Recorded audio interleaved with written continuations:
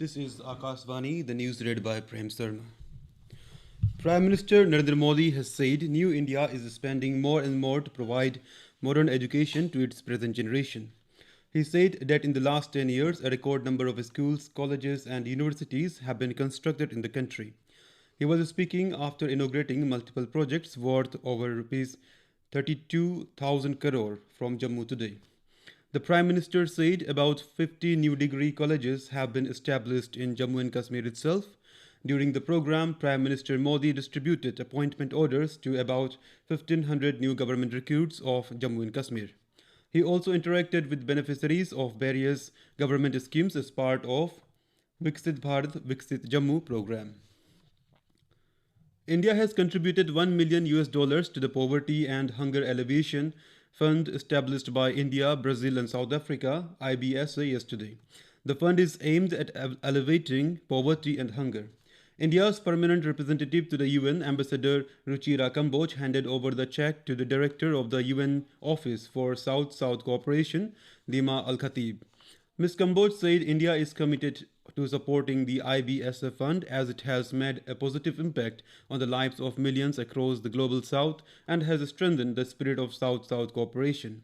Ms. Kamboj further said that focus of India's G20 presidency was the development of the people, by the people and for the people. The IBSF facility for poverty and hunger alleviation was established jointly by grouping in March 2004 and it became operational in 2006. The purpose of the fund is to identify replicable and scalable projects that can be disseminated to developing countries on a demand-driven basis.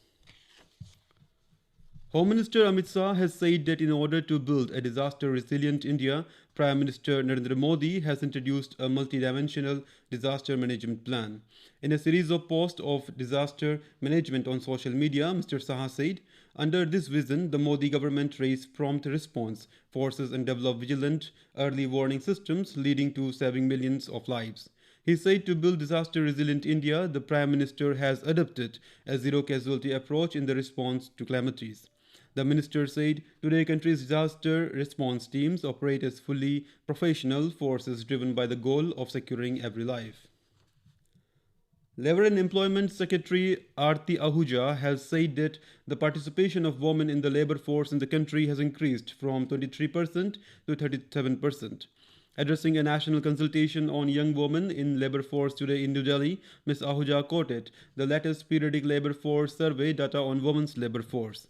She added that as the country's population is growing, India needs to appreciate 50% of the talented, motivated, and hardworking female workforce.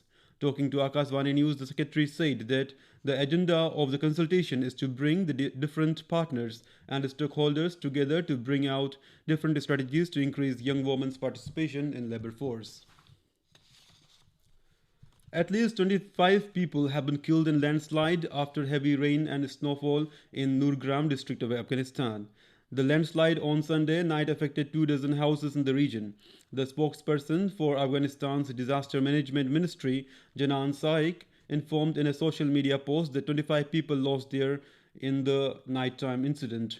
He said 15 to 20 houses were destroyed either completely or partially. The Nurgram district falls under the Nuristan province, where such natural disasters are common and the area is mostly covered by mountains and forests. The World Social Forum 2024 concluded in Kathmandu today with a solidarity march involving diverse participants in Kathmandu.